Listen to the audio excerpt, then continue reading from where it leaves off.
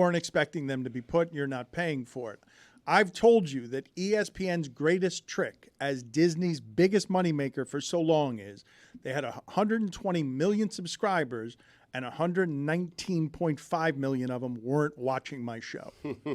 You had a lot of people paying for something they weren't using. Even if it was Monday Night Football, you still had 110 million people paying for ESPN but not watching the product. And now, finally, Charter Spectrum has said, no, sports fans, you're not going to get what you're expecting on college football, the U.S. Open, and people will get pissed off. And I don't understand the fight, but David Samson does. I've told you before, Nothing Personal is a podcast where he covers sports business better than anyone I've seen covering sports business, talking about it in a media space and other things that others don't generally talk about in sports. And I was hoping he could illuminate some of what's happening because Disney's in a bit of a crisis. ESPN used to be its biggest thing, and now they seem to be wanting to get rid of it. David, explain this headache to me, because sports fans really got pissed off that they couldn't get what they were expecting to get. And was it a third of their subscribers? No, it was about 15 million. But keep in mind, you can still get what you want. You just have to get it from a different place. You're not able to get it on cable the way that Spectrum subscribers were able to get it. But let's get right down to what the fight is. The fight is, you gave us the first part, which is people don't want to pay for what they're not engaged with. And that was the greatest trick, which is everybody was paying whether you liked it or not. And so this reality is something that both the cable companies and the networks were aware was coming.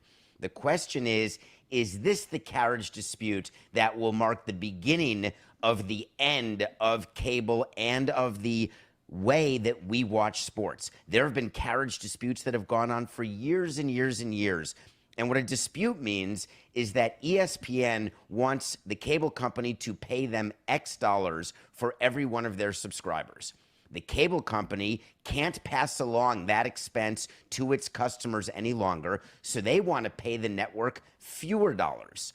The problem is ESPN counted on every one of those dollars when it bought the live rights to all of the sports they show, and they're contractually obligated to pay those dollars to the leagues, which then pay them to the players. So something's got to give. And when you go all the way down the stream, what's going to give is revenue that leagues have, and that's passed on to players. Players' salaries could definitely be impacted by this. David, what do you think the answer is to your own question? Oh, the answer is simple, is that we are in a time now where we will pay for what we want. The question is now to learn how much we will pay for what we want. So it's very easy to be angry on Twitter that you can't watch ESPN on your cable network. But are you willing to not just call Spectrum, that they don't care when you call them, are you willing to cancel all of your cable because you're so angry that you can't get ESPN? And the answer historically has been no. If that turns to a yes, then that will implicate and indicate that no longer will ESPN be able to charge anywhere near what it has been charging as all of its contracts come up for new negotiation. Where does this end up, and how resolute is Charter Spectrum about sitting this out? So everybody's resolute in the beginning when you're in a dispute. Everyone says they're going to stand their ground and they're not going to move. But then all of a sudden, where are the pain points? And ESPN viewed it as a very significant pain point when college football was starting. But I'm not sure that is the pain point. Here's what I think happens. We will start paying for what we want, and we're going to get used to it. We're going to be okay with it. But it will lead to an even faster path toward consolidation of the streaming services and of all the different channels, if you will, who owns what. And that is something the government's going to get involved with because there's going to be some antitrust implications as well. Who do you assume will buy ESPN, and what is ESPN going to cost by itself going forward in a couple of years? So ESPN, the rumor is and the thought is that Disney is trying to get quote-unquote investors into ESPN. And the purpose for that was to pay down some of the debt of Disney as Disney tries to get its stock price up because it's being dragged by all of the debt that it has as a company. So if you can monetize some limited partner shares in ESPN, that would be great. But When Bob Iger is approached by a company, let's say Apple, who's willing to buy the entire network, that's something that not only will they consider, but I believe they will actually do. And the timing for this is not ideal for ESPN or for Disney, because this could have a quashing impact on the actual enterprise value of ESPN, which they are assuming, Disney is assuming, will bring in $30 to $40 billion to help them offset some of their debt. And I don't know that even Apple would spend that amount on ESPN, given where ESPN Plus is and where the general number of subscribers are of ESPN, which is plummeting. What do you find most interesting about everything Disney and ESPN related? I find it most interesting that rights fees continue to do nothing but go up, and that Adam Silver and the NBA is assuming that they're going to keep getting this gravy train to continue, but eventually all runs come to an end. Just like with regional sports networks, teams actually believed that our rights fees would skyrocket year after year. We were buying networks, trying to get equity, and then overnight it disappeared. And I believe that that's the same path we're on. What are the questions not being asked that you're asking on Nothing Personal about this? One of my big things on Nothing Personal is how agents and the unions are dealing with this, because they're so interested in tying revenue to payroll, and that's what you do when you have a salary cap and a salary floor. But no one's ever thought to ask what happens when industry revenue goes down, because in sports leagues, it's always only gone up. But a huge part of revenue for these leagues is the national broadcast deal. And in 10 years, when the NFL is up, or in a couple of years when NBA is up, MLB in 7 or 8 years, what will actually happen if the rights fees stay the same or even go down? I read that, and I was stunned by this. I know that John Skipper, the CEO of Meadowlark, raked the ACC when he was at ESPN. The ACC has a horrific television deal. But I read the other day that when the ACC adds teams, ESPN just has to pay $24 million for each of the teams that moves over there, even though the conference alignment is all screwed up. Your belief is, how different will our viewing habits be in 3 years? Well, 3 years ago, how focused were you on streaming, and how focused were you on your YouTube and on your video when you were contemplating what your business would be at Meadowlark? Everybody has made a bet, other than Fox, that streaming is the way to go, except no one's made money.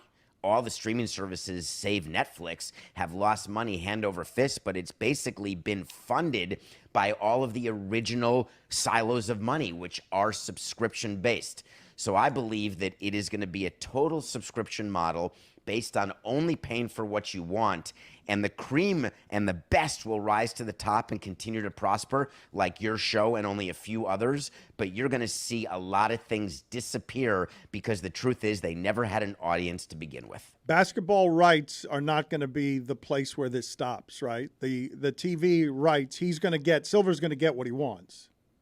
This round, I believe he will. This will really come to a head if it would ever impact the NFL, because people view the NFL as the shadow in the room that is always going to have increased value, because that's what everybody's watching, and it's proven to be the case.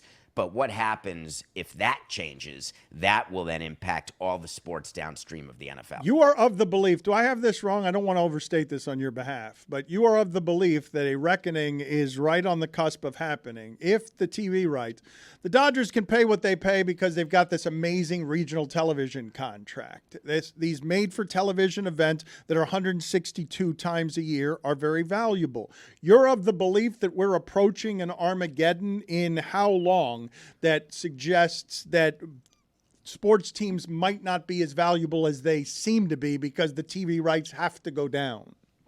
Armageddon, I wouldn't say. Adjustment, I would. And 3 years to me is nothing, because it's way too fast. But I'd say certainly in the next decade, how everyone is engaged with your show or my show or sports leagues or live sports, it's all going to change.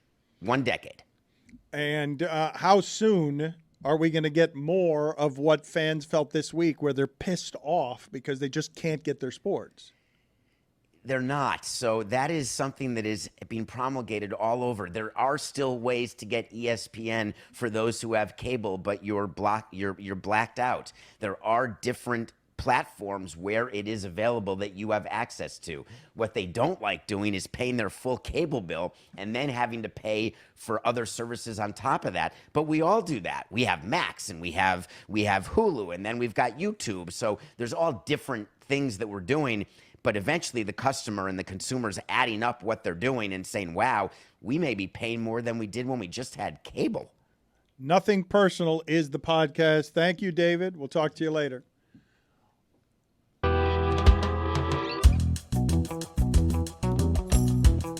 I don't know what the audience's experience is with Adnan Virk. He is the consummate professional. He is a broadcaster's broadcaster. And I think he is a kind and generally decent man. But don't enrage him. And I don't think people know this side of Adnan Virk. Maybe Chris Cody does. Perhaps Chris Cody, the producer of Cinephile, can tell me that he has seen a rabid Adnan Virk just chew somebody up. I think of Adnan Virk, Stugotz. There are a few people like this in the media. Tim Kirkshin is one of them, just a nice and decent person. Everybody likes him. And Adnan Virk is in that realm, very personable and easy to get along with. But he has gone to Twitter and he has flamed a company. Adnan Virk is enraged. He says, worst customer service experience of my life. Bought this hat, which is $45 plus. I was unaware another $14 for the ridiculous embroidered back logo. I tried to exchange for a hat without the logo and was told no returns or exchanges ever. I'll never shop here again. Wow. At Lids. He lit up Lids. He's done with Lids, and I have noticed, Stugotz, this has to be something that has fallen by the wayside. Not that I want to be a guy who longs for back in my day. Greg Cody, do you have a back in my day today? No, because it's another Suey Tuesday. Right. Yeah. Mm-hmm. Maybe next week, though. We're thinking about it. It's a weird Tuesday. It's a Tuesday that feels like a Monday. Feels like a Monday, Suey week. We lost Jimmy. Zagacki, right. Yeah. So no back in my day. No. Who spends $50 for a cap? Is that the going price of hats nowadays? I long for a day Cap. when customer service wasn't shitty. This has fallen by the wayside in our technological times. Nobody will pick up a phone because it's all by email, and Amazon's got too much commerce to worry about your shit. You can just keep it if you want. We're churning too much out here. If we get it wrong, we don't care about customer service anymore. Am I longing for a too romantic day when I say that part of the way things function has totally fallen apart? That I can't ever get someone on the phone to help me with anything because nobody answers the phone. You used to be able to just hit zero. Nobody goes to work. Back in my day, you just hit zero and you got somebody. I am just calling customer service and it rings and it's the company saying to me, and what? What are you going to do about it? Are you going to stop shopping at Lids? Well, Adnan Virk is here to tell you, yes, he is done. He is publicly outraged. He can't get a manager because customer service won't bring him one. So he is telling you on social media, it's the only recourse of the customer at this point. Shame Lids into oblivion. He'll shop at Lids again. We've all done that on social media. Like, I swore to myself I'd never fly JetBlue at least 7 times, and every time I'm flying JetBlue. But We've all done not it. everyone is you. When we were talking about earlier that Greg Cody plans a fraud as his last funeral act, where the casket will be put into the earth, but he will be ashes watching nearby. I would have suspected that is how Stugotz will go, with an act of fraud at the very end. I don't think thank of it as fraud. By the way, I have a boycott going, but I've never put it on social media. It's a private boycott between myself and my conscience. You know, I would not try. This is a mom and pop place. I don't want to trash them. Yeah, don't do that. No, It's manatees in Vero Beach. Well, they wouldn't give me flat wings. I'm willing to pay extra. I tell the lady, I'll pay customary 10, 15 cents extra for a flat wing. Why can't you give me a flat? What is so complicated about the short order cook being told, okay, he wants all flat, and the short order cook's going, what? I can't do it. I'm a professional chef. It's more a policy from the restaurant than the cook. You're going after the cook. Policy of a restaurant. Who's running that restaurant? It's ridiculous. I mean, who's in charge? It's a mom and pop restaurant. I'm trying to order all flat wings. Right. You know, what are they? I'm willing to pay extra for them. He's right. You know, I mean. Who doesn't have flats? Who doesn't have flats? Right. And plus, it all evens Oh out. my That's a God! fine. $5. I know. I'm sorry. You got me agitated now because, you know, it's an equal number of people who prefer drumsticks and who prefer flats. If Not any- true. Or That a is mi- not true. That is It's not not true true. at all. No, Greg is right. Some Not like true. flats, That some part- like He just drumsticks. said No, there's but an it's not an equal equal amount. number. Well, he doesn't know that, but and not some an people like equal number. both, a mixture. And dare say most people like drumsticks. Pardon me. Zagak, if anything, you're doing them a favor, Yeah, Greg, right? because by taking out the flats from an order of just drumsticks, you've now created an order of just drumsticks for Right. someone else. Exactly. They should be paying me extra Thank to you. get all flat. What is your beef What? with drums? You know what? Drums have too much meat on them. I agree. What? I like yes. Very chewy. When I you order want- wings, you want more bone. I want more chew. You don't like that knuckle? No, I don't. I hate the knuckle. I like to get more crisp. I like a. I The like knuckle is crisp. Another thing I That's don't what like- the knuckle is. Another thing I don't like is a large wing. If a menu says jumbo wings, I'm running in the Yep. other direction. Like Need to be Usain tiny. Bolt. Tiny wings. You're Yeah, right. Tiny bubbles and Yes. tiny wings is what you want. Yep. And I like Tiny an- bubbles? Did you just make a Lawrence Welk reference? tiny bubbles and tiny wings. Welky. You know, and cook them well. Leave them in the Earl another 10, 15 seconds for me. I like a crisp, small, flat wing. I like a crunch. Yes. I'm just confused. Like, how is that a bad thing, having more meat on the bone? No, more crunch, less meat. Oh, God. Do you have a lot of specifications when you go order at a restaurant? I do. I'm very picky. I'm very particular, but if I get great service, it's You're a big taking tip. care of 'em. It's a big, Right. big tip. But you're entitled to. You're going to eat. It's your money. You're paying for the food. You should have it your way. You cook it my way. Exactly. You favor Zagacki. me with exemplary service. You And will be repaid in kind. You're looking at the a end of the 12% day. tip. No, no, that's for bad service. Now you've gone too okay. far. I will never stiff the wait staff. If I have the worst service in the world, I will leave 10%. Oh, That's stiffing them. very bad form. Well, but they showed You bad form just before I said did. if I opposed to get the 0. worst service, I won't stiff them. I didn't. 10% is not a stiff. Yes, it is. It's No, a tip. It's a tip. Define Oh, you bad say stiff. service. You mean no tip. is It's a below stiff. average. He's saying if he gets the worst service, he's leaving 10%. Right. What do you normally leave? The starting point is 15 to 18. Okay. If I get good Not, service, not anymore. It's, It's now at 22%. well, you know, come on. Right. I mean, Getting carried you know, away. Well, what you just said, I they're big not, big tip. They're not chasing the Well, chicken in the back of the restaurant and killing them. All they're doing is throwing something in a deep fryer. Come on. What are you paying for? She's bringing it to the table. She's not even doing all the Might work. be he too. Well, it might be he. Wait staff. Waiters, waitresses. When whatever did they call them. 22% become the thing? That's enormous. Like, what are you kidding me? Ridiculous. 22%. Yeah, Batard Well, you, over you, here. you just said you big big that's tip Southeast if prices. you get good service. You just said you big tip. Yeah. What does that mean? A big tip for me would be 30% plus. Wow, that's a big tip. Yeah. Yeah. Yeah. Very nice of you. Because it's easy to multiply that. You know, if I spend if I spend $15 on an order of wings and it's good service, I might leave a $4 tip. 33% is a lot easier there because you just do the 5. Right. You know. Yeah, that's right. Do you like to do the tip where you do the math so that it ends up as an even number for you, or do you like to tip an even number? It's a very thoughtful question by you, Billy. Thank you, Greg. I will round up. I prefer the double zeros. Right. For I'm you not- or for the tip? For both, it's just neat. Well, it You can't know? be both. It so can't like, be both. yeah, let's say what it's he's saying is, do you want a 1824. round number? It can't be both unless the dollar amount of your order is 0 cents. I will usually round up to benefit the waiter or waitress. My dad does a weird thing. I'm still confused. He fills. Go ahead. Well, do you like if you're gonna give a $6 tip? Would you rather give a $6 tip, or would you rather your bill be $18 flat?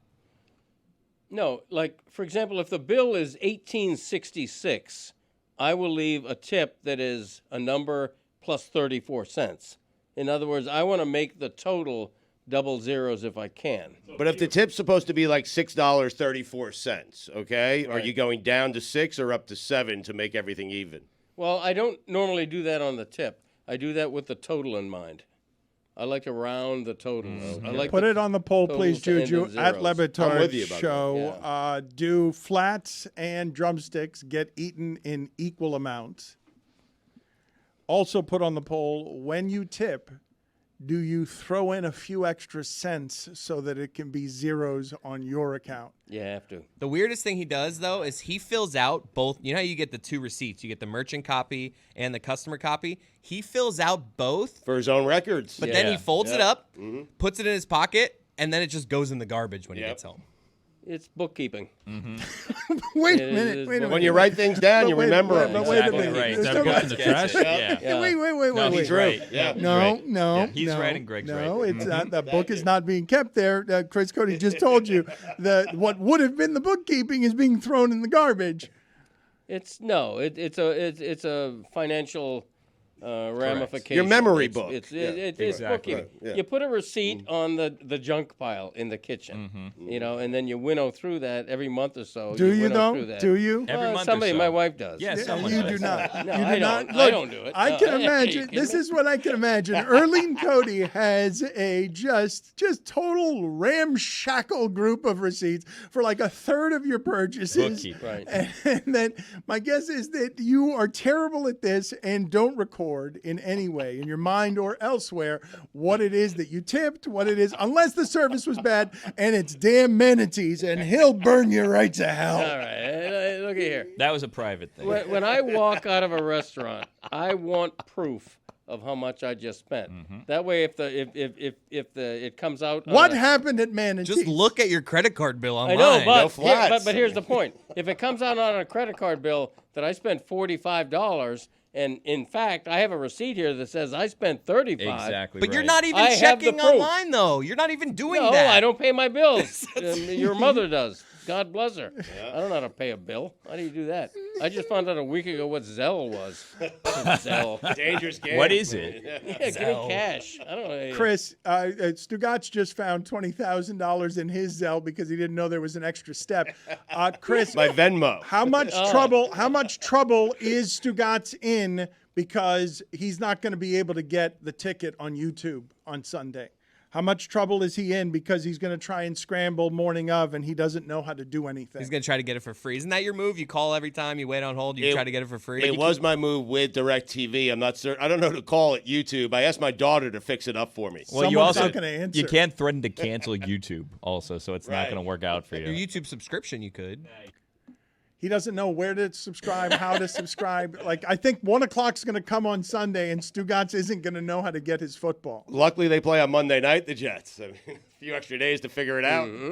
Well, that's on ESPN. Oh, yes! You could just do that the way you've always done it.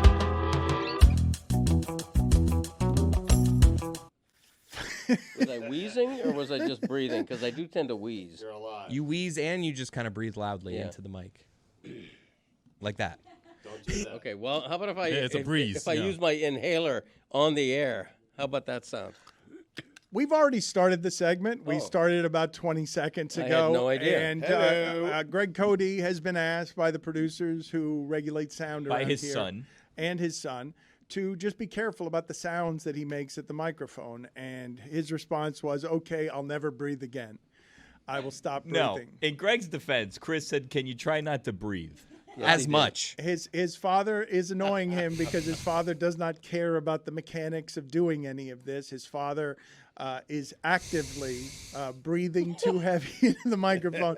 that me? The Sueys last week, you don't even know if the sounds. That is you. Sounded like an ocean wave. That It was is- you. that is you. They just keep playing sound of you during one of the previous segments. You're breathing into the microphone, coughing.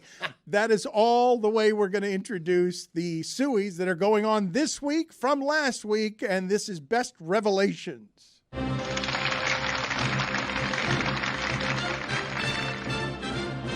And now, the Suey nominees for Best Revelation. David Samson reveals his hate for dogs was caused by his parents' divorce. It is my recollection that my parents got divorced because the dog that we had when I was a child took a crap in the living room, and my dad yelled at my mom and then left her. That was the story that I was always believed is why they got divorced. I had a dog named Spartacus, who was a Labrador retriever, a big dog that I would snuggle with and cuddle with, and the dog was the cause of my parents' divorce. And since then, I have refused to in any way engage with dogs. I was told after when I got older, I was assured by both my mother and my father that in fact the dog crapping in the living room had nothing to do with the divorce.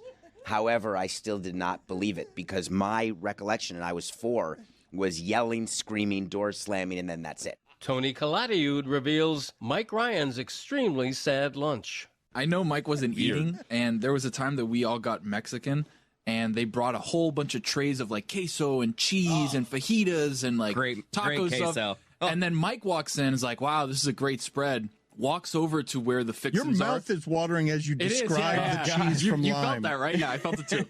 So all of a sudden, Mike grabs a bowl, and I'm like, oh, finally, he's going to eat. I haven't seen Mike eat in like 6 weeks. We were happy he was just going to eat something. Yes. And then what he does is he picks up a bowl that has a shard of lime in it, and then he squeezes the lime into his mouth. And it's like, that's lunch. Thank you, guys. And he actually went back for seconds and got a second lime and also squeezed it in his mouth and then threw it away. And that was lunch. You just wanted flavor? Yeah, I eat limes. I like a tart flavor profile. Andrew Whitworth reveals when he knew he was done playing. Here's what happened. I went in the living room. I'm watching NFL on a Sunday. You know, obviously we're on Thursday night, so I'm home for the weekends. And my son Michael's playing defensive end in his little 11-year-old league. I'm like, hey, let's take a couple. He gets off one time, and I literally like wasn't in a good position for my son to get off the ball. And I was like, you know what? Like, I can't do it. My knee literally never moved. Like, I was like, I thought I moved, but my feet never moved, and I was like, you're done. Like, you're absolutely done. Got beat by your kid. Your Michael Lee 11-year-old torched me. Your 11-year-old might have altered NFL history depending on the team that you were considering. There's no doubt. He definitely torched me. Bert Kreischer reveals that Dan Le Batard was the reason Bert's podcast with Bill Burr ended. The podcast with Bill Burr. That wasn't really. No, that wasn't. That was you. No, because it didn't. What is that? Why it ended? That can't be why it ended, Bert. I wish I'm going to take. I wish I could leave. So you're serious? You invite me on, and we blindside Bill Burr during a barbecue, and he was mad about it, and that's it? It ended a popular podcast? I thought it would go so much better. He was, you know what's so funny is it was the second to last time I've spoken to Bill. Oh, no. Ended a friendship. Oh, my God. And so I haven't, and so it was, I think it was probably more, I don't know what happened. Bert, I went in knowing do not provoke Bill Burr, do not provoke a comedian. It will go very poorly for you. I spent the entire interview backpedaling, but he got very angry off the top about the idea that Boston might have some racist tendencies. He was extremely ornery. But isn't he always? It was a side of Bill. Like I've known Bill for a long time. I've been friends with Bill for probably 20 years, 20 plus years. I'll always be friends with Bill. We have not talked in a while, but I'll always be friends with Bill. I love Bill. I respect him. But, man, that was a ornery interview. Like I think what was happening was he was grilling out with his family and forgot that we had a podcast. and so when he came in and had to miss the grillings, I think that's what's happened. I don't know exactly, but I know that I was in Serbia. I kept cutting out, and I'd come back in, and hello. That was Roy walking into the room. I stopped you dead. I don't know why Bert walked in like Bobby Shmurda in a prison shower. Brian Scalabrine reveals that he used to beat Jimmy Butler one-on-one back in Chicago. Me and Jimmy Butler, we used to play one-on-one all the time his rookie year when I was in Chicago. And I would beat him. Take that for data. What did you tell Jimmy Butler when you were giving him that work his rookie year? Too little, you're too young.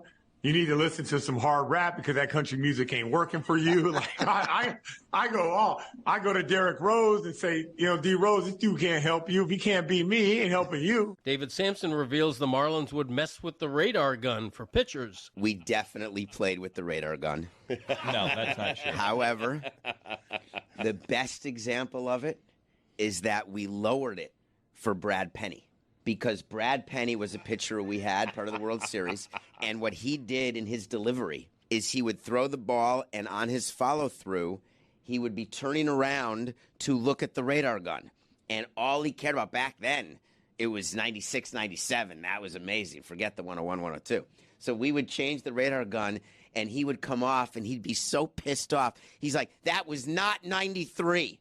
Brad, it does not matter. It doesn't matter. Just get people out. Stop looking at the radar gun. Greg Cody reveals how him and his wife started dating. I'm pretty sure both of my parents had significant others, girlfriend, boyfriends, and when they met each other, they just both needed to leave their significant others for each other. That is correct. Wow. Who cheated the worst, you or mom? I don't want to get into one of you that was kind of a cheating. detail. No, I don't want to get into Were you both dating at the time? Yeah, we were both in serious relationships. What a Couple of tawdry, cheaters cutting it up. I mean, a tawdry began with a tawdry affair. Was there deceit at the beginning? Was there betrayal at the beginning on both ends of serious committed relationships? Possible that happened. And weren't, Dad, you were the big-time sports writer at the school, right? Like, Mom left hers because it was like, I got a shot with Greg Cody here. She was, she worked on the newspaper in layout. Yeah, she did. And we met, and it was love at first You were sight. the trophy husband? You were the big catch on campus? Believe it or not, yeah. Which ex was most upset afterwards? Your ex or Mom's ex? I think mine. We fell out of a relationship. David Samson reveals the Marlins would hire people to stand in the walk-up ticket lines. We would hire people to stand online for the photo op on day one. Wait, what? Oh, hell yeah. Bring donuts. You hired extras? Ringers. Everybody How? downstairs You planted an online. audience. Who would ever do that? It's all about how's it going to look. Greg Cody, swingers cruise revelation. Can we talk about your cruise? You went on an adults-only cruise, Greg. Whoa. A Virgin Voyage. Have you ever been on one? Baby. Started out a Virgin I have Voyage. never. Hey. I have never been on an adult cruise. Wait, I've been on a disco cruise. I was gonna say, Dad, didn't you go on some didn't you go on like I some like that, 70s Yes, disco it was a that disco I took to mean a swingers cruise? Well, You went on a swingers cruise? what are we talking Wait, hold on a second. You went on a swingers cruise? I mean, when the boat is rocking, don't come knocking. Am I right? Come on now. I'm just saying. No, it was a disco cruise. That kind of thing. Yeah, that kind of thing. What were your rules? And you know it. Yeah. What were your rules? There are no rules, just Safe right. word? No. Wow, Outback. No, there's no rules. Jeff Passan reveals where he was practicing his fake Elmo. I tried it at the ballpark, and I'm like, oh, God, this is not going to go well. I'm try it gonna on? be Who did you try it on? It's I a want to great paint the question. picture It's of a you great in the question. ballpark doing You're your at the Elmo. World You and Bob Baseball Nightingale. Classic. This is a true story. You guys have been to the Marlins Park press box, Yes. right? You know, like when you're walking in the hallway toward the press box, there are 2 solo bathrooms. Good acoustics. I went into the corner of a bathroom and did it By yourself. Is this gonna work? Insecure Elmo talking in a bathroom mirror. Kind of whispering.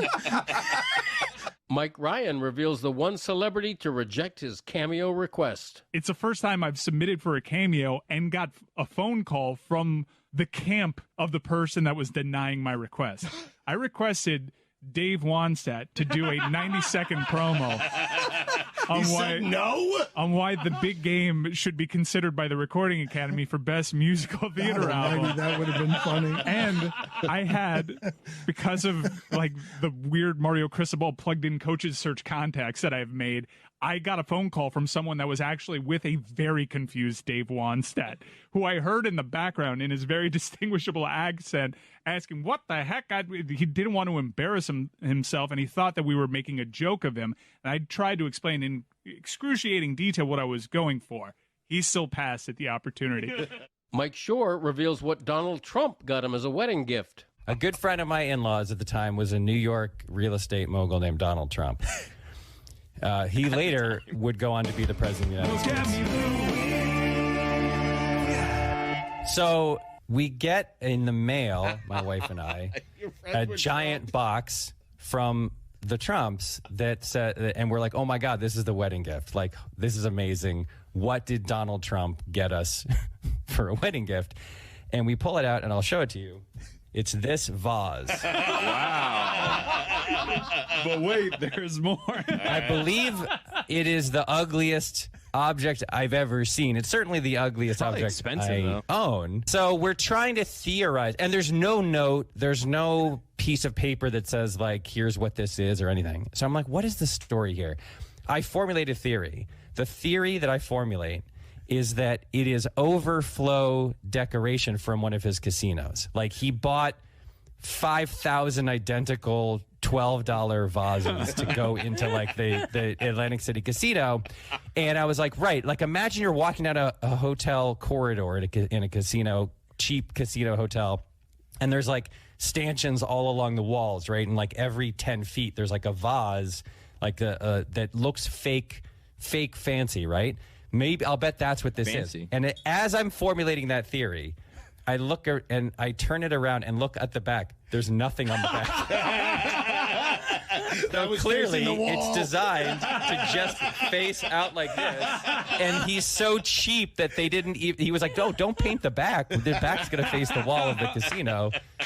Izzy Gutierrez reveals he got circumcised his freshman year of college. The reason I was urinating so poorly is that just about a few days earlier during Christmas break, I had decided to get a circumcision. Oh. Whoa. As an 18-year-old. Whoa. I was one of those people who grew up Latin kid, uncut, and then I didn't like it so much. And maybe now that I'm circling back, maybe that comes back to my shy bladder thing. And that was one of those situations where it was absolutely embarrassing and frankly painful, but I could not say why. Peter King, weed revelations. It came up earlier this week. What animal would you want to get high with? A panda. Really? Well, That's an excellent answer. Excellent answer. It's like you had that answer your entire life. Wouldn't you just love to sort of lay all over a panda? Yes. And just, yes. And Well, just, well, like, Peter, we didn't think say about the meaning of life with a panda. Yeah, but why am I laying on the panda after I get high? I mean, I appreciate the thoughtful answer. Yeah. Well, look, I haven't been high in 100 years, but when I used to, I think it would have been a lot of fun. I did once, though, you guys would be surprised to know. This would have been in 1978 in Athens, Ohio, when I was a senior at Ohio University. Right. I once did a doobie with the Doobie Brothers. No way. I did. Awesome. You guys are blown away. Your mind was blown. Very nice. Swingers cruise, huh? Swingers cruise, please. Kidding me? Why did you even think it was a swingers cruise? It's a disco cruise. I know. I know what you guys did on there. Well, I mean, some necking. Exactly, necking. I like it. A couple of land sharks in honor of Jimmy. A little necking. It's a better way to do it than that. We like Miller Lite here, though. That's true. We do prefer Miller Lite day in, day out. But on a special This occasion. is the new and improved Dan Le Batard Show with the Stugotz. Gamble on by DraftKings.